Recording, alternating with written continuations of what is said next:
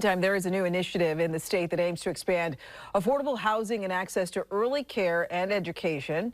Oregon Housing and Community Services is partnering with Build Up Oregon to commit over $7 million to 9 different projects across the state.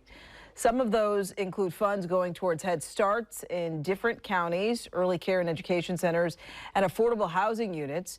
These projects will also create over 500 child car seats across the state.